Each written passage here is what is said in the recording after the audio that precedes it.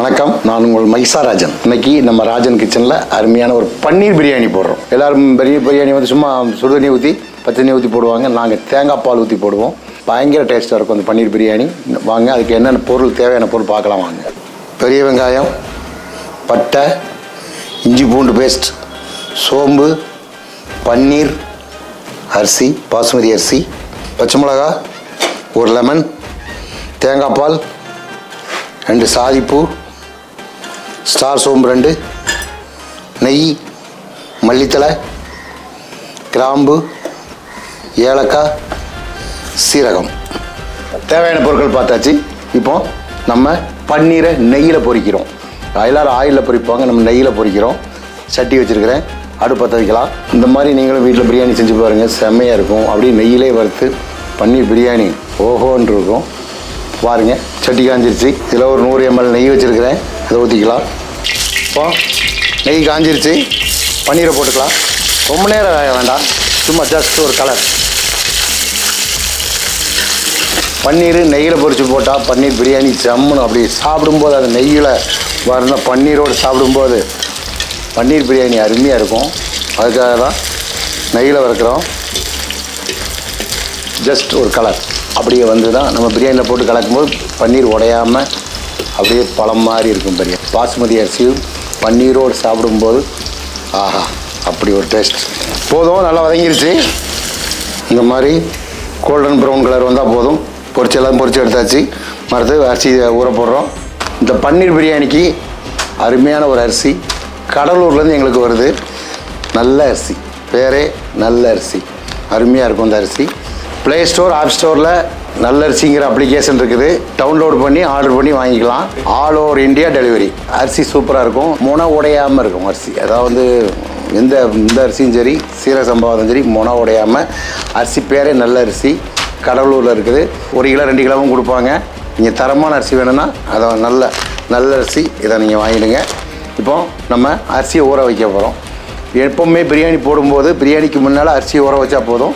பிரியாணிக்கு முன்னால் 1/4 மணி நேரம் அரிசி ஊறணும், 1/4 மணி நேரம் தாளிக்கணும், 1/4 மணி நேரம் தம்மு. ஓகேவா? இதான் கணக்கு. இப்போ நம்ம அரிசியை ஊற வைக்கலாம். அரிசி பார்த்திங்கன்னா பல முனை உடையாமல் இருக்குது. இந்த மாதிரி அரிசி வாங்கிடுங்க, நல்லா முனை உடையாமல் இருக்கும். சூப்பராக ஊற வச்சு சாப்பாடுக்கும். அரிசி கழுவி ஊற வச்சாச்சு. பாத்திரம் வச்சுருக்கோம். 1 கிலோ பிரியாணி போடுற அளவுக்கு பாத்திரம் இருக்குது. இதுக்கு 250 நெய் ஊற்றணும். ஒரு 250லேருந்து 300 நெய் ஊற்றணும்னா பசையாக இருக்கும் பிரியாணி, இல்லைன்னா வரன்னு இருக்கும். இப்போ அடுப்பத்தை வைக்க போகிறோம். 1/4 லிட்டர் நெய் ஊற்றுறேன். 1 கிலோ அரிசி, 1 கிலோ அரிசிக்கு 600 கிராம் பன்னீர் எடுத்துருக்குறோம். பன்னீர் எடுத்து லைட்டாக கோல்டன் ப்ரௌன் கலரில் பொரிச்சு வச்சுருக்கிறேன்.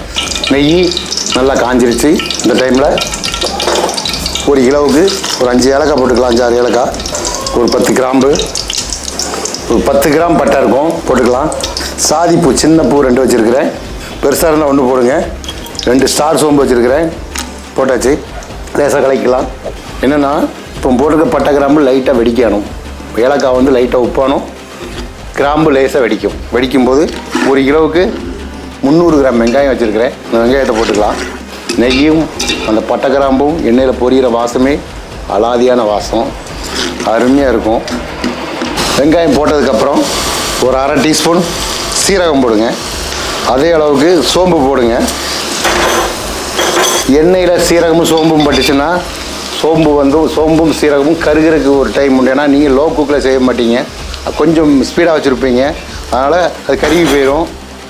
கொஞ்சம் ஸ்லோ ஸ்பீடு. வெங்காயம் போட்டதும் இந்த இது போட்டிங்கன்னா அந்த வெங்காயம் பொரியிறதுக்குள்ளே இந்த சோம்பு சீரகம் பொரிஞ்சிடும், வாசமும் சூப்பராக வந்துடும். நான் ஸ்டாப்பாக போயிட்டே இருக்கணும், நிற்காத. 1 கிலோவுக்கு இதில் ஒரு 10 பச்சை மிளகா எடுத்து வச்சுருக்கேன். பச்சை மிளகா காரம் தான் பிரியாணிக்கு, சரிங்களா?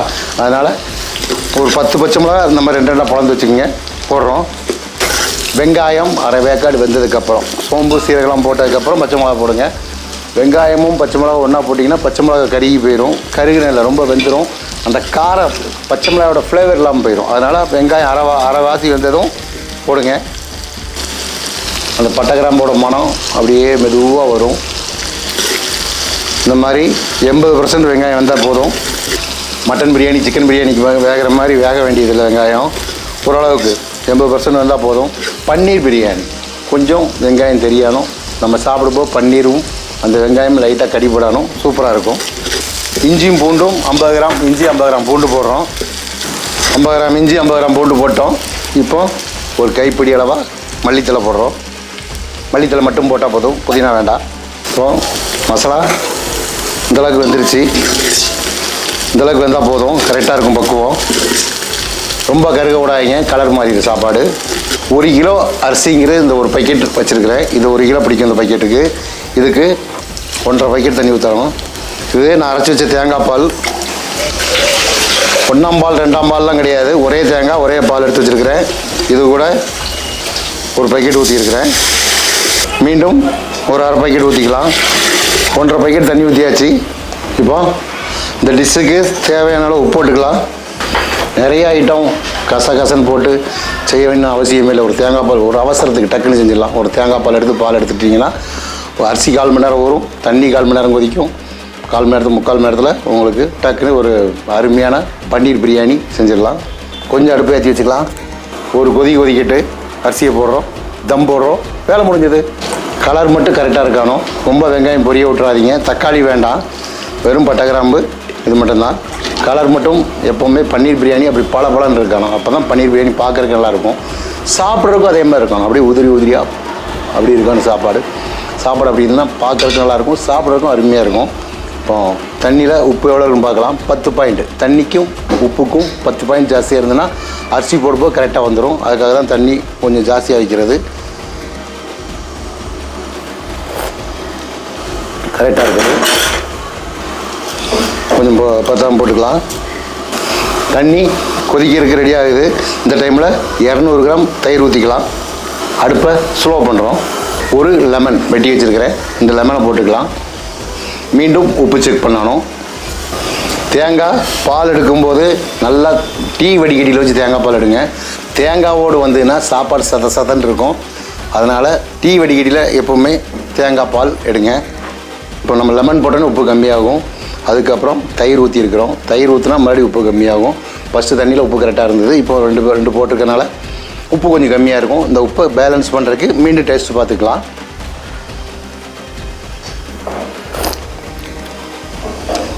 கொஞ்சம் உப்பு பத்தாது, உப்பு போட்டுக்கலாம். இப்போது அரிசி போடலாம். அப்படியே அரிசி செம்மையாக இருக்குது. அரிசியை போட்டு லேசாக ஒரு கலக்குங்க. லைட்டாக அடுப்பை ஏற்றுங்க.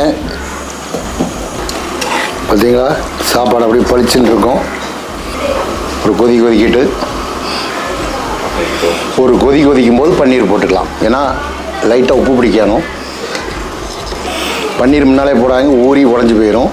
அரிசி ஒரு கொதி வரும்போது பன்னீர் போட்டிங்கன்னா பன்னீரும் அந்த உப்பும் கரெக்டாக பிடிக்கும். அப்போ நம்மளுக்கு சாப்பாடுக்கும் நல்லாயிருக்கும் சாப்பிட்றதுக்கு. இல்லை பன்னீரில் உப்பு இல்லாமல் இருக்கும். கொதிச்சிருச்சு, தேங்காய் பால் மணம் இருக்குது. அப்படியே இப்போவும் பன்னீர் போடுறோம். மணமாக இருக்குது. என்னென்னா நெய், வெறும் நெய்யிலே போட்டிருக்கிறோம். நெய் அந்த பன்னீரோட நெய்யில் வறுத்த மணம், அரிசியோட மணம். அந்த அரிசி வந்து இந்த மல்லிகைப்பூ மணம் மாதிரி இருக்கும். அந்த அரிசி நீங்கள் அதை மாதிரி வாங்கிடுங்க. நல்ல அரிசி எப்படி முனையாக இருக்குது பாருங்கள். அரிசி 1க்கு 1.5 தண்ணி வச்சா கரெக்டாக இருக்கும். நிறையா தண்ணி வச்சுடாதீங்க. நல்லா கொதி வந்துருச்சு. இப்போது அடுப்பை கொஞ்சம் ஸ்டீம் பண்ணிக்கலாம். அரிசி மெதுவாக வேக்காடு கொடுக்கணும். ரொம்ப ஓவர் குக் பண்ணக்கூடாது. ஓவராக குக் பண்ணோம்னா சாப்பிட்டதுக்கப்புறம் கொஞ்சம் தண்ணி தான் எடுத்துகிட்டே இருக்கும். அந்த மாதிரிலாம் இல்லாமல் அப்படியே லோ குக்கிலே பிரியாணி பண்ணிக்கிட்டே இருக்கணும். அப்படியே ஒரு 4 அரிசிக்கு ஒரு பன்னீர் வரும். அந்த மாதிரி கரெக்டாக இருக்கும். உங்களுக்கு 1 கிலோக்குன்னா 1 கிலோ அரிசிக்கு 1 கிலோ போட வேண்டாம். 400 கிராம் கரெக்டாக இருக்கும். நாங்கள் மண்டபத்தில் 600 கிராம் போடுவோம். என்னென்னா கொஞ்சம் பன்னீர் ஜாஸ்தியாக இருக்கான்னு வர மக்களுக்கு வந்து எல்லாத்துக்கும் பன்னீராக வரணுங்கிறதுக்காக 1 கிலோவுக்கு நாங்கள் 600 கிராம் போடுவோம். வீட்டுக்குன்னா 400 கிராம் நீங்கள் கரெக்டாக இருக்கும். 1 கிலோவுக்கு 1 கிலோ போட்டால் 400 கிராம் கரெக்டாக இருக்கும். நாங்கள் மண்டபத்தில் எல்லாத்துக்கும் கூட 2 பீஸ் வரணுங்கிறக்காக 600 கிராம் போடுவோம். நீங்களும் அதே மாதிரி வேணும்னா 600 கிராம் போட்டுக்கலாம். அரிசியும் தண்ணியும் மட்டமாக வரும்போது பாத்திரத்தை வச்சு மூடி வச்சுருங்க. மேலே கொஞ்சம் சுடு தண்ணி வைத்து வைங்க. இல்லைன்னா பச்சை தண்ணி ஏதாவது ஒன்று வெயிட்டாக ஒரு பொருள் தூக்கி வச்சுக்கோங்க. கீழே ஒரு 10 பாயிண்ட் தீ எறிகிற மாதிரி வைங்க. ஒரு 2 நிமிஷம் சைடில் புகை வரும்போது ஆஃப் பண்ணிடலாம். எப்படி இருக்குது பார்த்தீங்களா? அப்படியே பன்னீரும் கலரும் அரிசியோட இதுவும் ஃப்ளவர் சேமியா மாதிரி அரிசி அரிசியோட குவாலிட்டி இந்த தரத்தில் இருக்கும். நீங்கள் ஒரு நாள் வாங்கி பாருங்கள். அதே மாதிரி அருமையான அரிசியாக இருக்கும். நல்ல அரிசி, பேருக்கு தகுந்த மாதிரி அரிசி இருக்கும். ரொம்ப கரண்டி போட்டு கரகரன்னு கலக்கிறாதீங்க. சும்மா அப்படியே மெதுவாக அப்படியே போட்டு ஒரு திருப்பிட்டிங்கன்னா போதும். ஏன்னா நிறைய திருப்பினோம்னா அரிசி முனை உடைஞ்சினா பிரியாணி பார்க்குறதுக்கு நல்லா இருக்காது. அப்படி ஒரு பெரட்டு கீழே நடுவில் அடி பிடிக்காத அளவுக்கு அப்படியே ஒரு கலக்கிடுங்க. சேமியா மாதிரி இருக்கும் சாப்பாடு. 10 பச்சை மிளகா போட்டுருக்கேன். அதில் ஒரு 6 மிளகா பச்சையாக போடுங்க, 4 மிளகா பழுத்த மிளகா போடுங்க. அப்போது நம்மளுக்கு உள்ளே போடும்போது நல்ல கலர்ஃபுல்லாக இருக்கும். அந்த பிரியாணி பார்க்கும்போது கலர்ஃபுல்லாக இருக்கும். அப்படி பார்த்தாலே சாப்பிட தோணணும், அந்த மாதிரி இருக்கும். அந்த நெய்யோட மனம் செம்மையாக இருக்குது. 1 கிலோ எதில் அளக்குறீங்களோ 1க்கு 1.5 தண்ணி வச்சுக்கிங்க, கரெக்டாக இருக்கும். தண்ணி நிறைய நேரம் ஊற வைக்கக்கூடாது. அரிசியை பிசைஞ்சு கழுவக்கூடாது. அப்படியே ஒரு பெரட்டி ஊற்றிடுங்க. அந்த மாதிரி அரிசி எப்போவுமே கழுவுங்க. சின்ன மிஸ்டேக் தான் நீங்கள் வீட்டில் பண்ணுறது. அரிசியை பிசைஞ்சு கழுவிட்டிங்கன்னா உடஞ்சி போயிடும். அப்படி ஒரு பெரட்டி ஊற்றிட்டு 2வது தண்ணி ஊற்றி வைங்க. அழகாக இருக்கும். அரிசியும் தண்ணியும் மட்டமாக இருக்கணும். அப்போது நம்மளுக்கு மேலே மூடி போடும்போது கரெக்டாக வந்துடும். தண்ணி அதிகமாக இருந்து தம் போட்டிங்கனாலும் குளன்னு போயிடும். அதை கரெக்டாக தண்ணி ரொம்ப முக்கியமாக பார்த்துக்குங்க. அரிசியும் தண்ணி மட்டமாக இருந்தோடனே மூடி வச்சுட்டோம். மூடிக்கு மேலே ஒரு சின்ன ஒரு பக்கெட்டில் தண்ணி எடுத்து வைக்கிறோம். தண்ணி வச்சு ஒரு 5 நிமிஷம் கழித்து கீழே ஒரு 5 பாயிண்ட் தீ எரிஞ்சிக்கிட்டு இருக்குது. சைடில் புகை வரும். அதாவது பாத்திரத்தோட சைடில் லைட்டாக புகை வரும்போது ஆஃப் பண்ணிடலாம். அது தம்மாயிருக்குன்னு அர்த்தம். இப்போது நம்ம மூடியை போட்டோம். மூடிக்கு மேலே தண்ணி வைக்கிறோம். தண்ணி சைடில் பார்க்குறோம். சைடில் பார்த்தா லைட்டாக புகை வந்துன்னா ஆஃப் பண்ணிடலாம். அது கரெக்டான தம்மாக இருக்கும். நிறையா இருந்ததுன்னா மேலே தம் போட்டுருவோம். அதனால் தேவையில்லை. தம் இருக்கும்போது சாப்பாடு இன்னும் பொழுன்னு வரும். நல்லா அப்படியே தலன்னு இருக்கும். தம்முக்கும் தம் இல்லாததுக்கும் இதுதான் வித்தியாசம். ஏன்னா நான் இப்போ உங்களுக்கு வீட்டில் தம் போட முடியாதுங்கிறனால தான் இந்த மெத்தட் சொல்லித்தரேன். இது வீட்டுக்கு செய்கிற மாதிரி. கடையில் ஏன் அரிசி தெரியாக வருதுன்னா அது அவங்க நிறைய தம் போடுவோம். மேலே தட்டு ஃபுல்லாக தீ வச்சு தம் போடும்போது அதோட தண்ணியை பூரா இஞ்சிக்கும் தீ. அதனால் உங்களுக்கு அது பூரா அப்படியே பலன்னு இருக்கும் சாப்பாடு. இது கொஞ்சம் ஒட்டி தான் வரும். இப்போது சைடில் புகை வந்தாச்சு. இப்போது பிரியாணி தம் வச்சு 1/4 மணி நேரம் ஆச்சு. கரெக்டாக 1/4 மணி நேரம் இருந்தால் போதும். அதுக்கு மேலே வேண்டாம். தம் ஆகிட்டே இருக்கும். தம் உடச்சி வச்சுட்டா கூட ஒன்றும் பிரச்சனை இருக்காது. தம்மாக இருக்கும்போது தம் ஆகிட்டே இருக்கும். சூட்டில் வந்துக்கிட்டே இருக்கும். கரெக்டாக 1/4 மணி நேரம். 1/4 மணி நேரம் முடிச்சோடனே தம் உடைச்சிடலாம். மூடி திறக்கிறோம். இப்போது சாப்பாடை உடைக்கிறோம். செம்மையாக இருக்குது சாப்பாடு. எப்படி சாப்பாடு செம்மையாக வந்திருக்குது. அப்படியே உதிரியாக. அரிசி அந்தளவுக்கு தரமான அரிசி. எப்படி இருக்குது பார்த்தீங்களா? உதிரியாக அருமையான ஒரு பன்னீர் பிரியாணி. செம்ம சூப்பர். அருமையான தேங்காய் பால் பன்னீர் பிரியாணி ரெடி. இந்த மாதிரி உதிரியாக இருக்கும். சூப்பராக இருக்குது. மீண்டும் ஒரு புதுவிதமான டிஷ்ஷோடு உங்களை சந்திக்கிறேன். நன்றி, வணக்கம். உங்கள் மைசா ராஜன்.